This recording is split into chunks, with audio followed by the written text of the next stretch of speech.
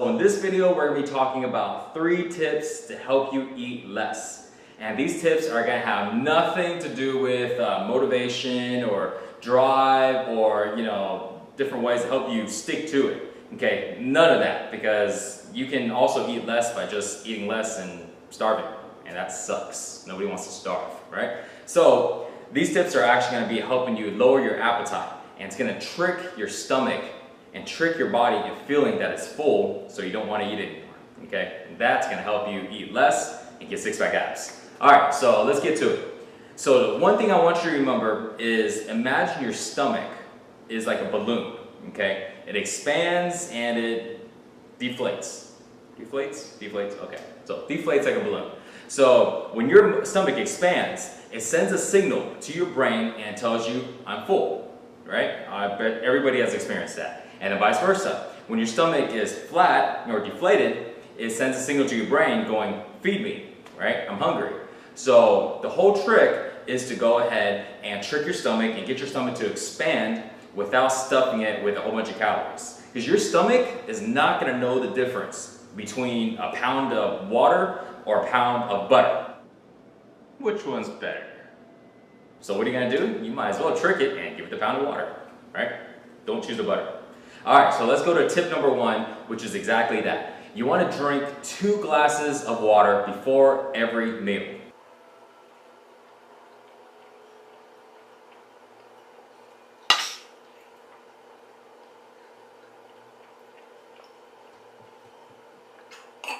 Two glasses is a lot, but I've actually a lot of times drank up to 2 glasses, just chugging them down. Why? Because it expands your stomach and allows you to trick your stomach into being full before you even actually eat that first meal or eat that meal.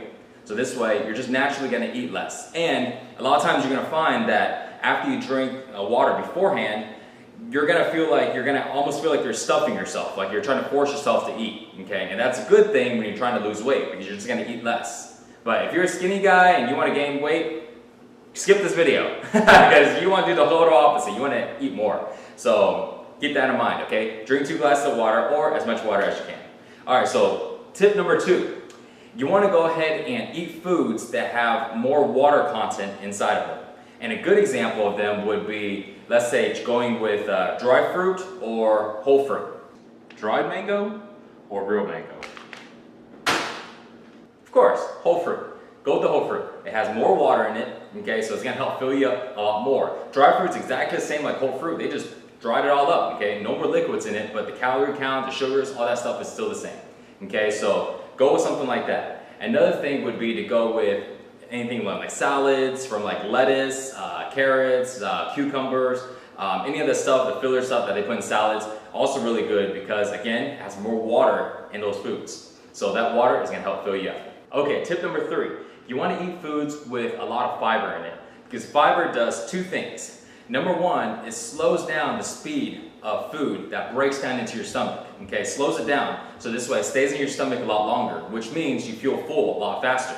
If you eat stuff that doesn't have a lot of fiber, it goes in your stomach, it goes right out, and you feel hungry again, and then you just want to eat more. Okay, and number 2 is when you combine fiber, foods with a lot of fiber, and then you drink in your water. Now the fiber absorbs it all kind of like a sponge, and now it's going to really hold a lot of that water in, which makes you feel full a lot longer. And you're going to find you're going to tend to want to eat less. Okay, so make sure to eat a lot of foods with fiber.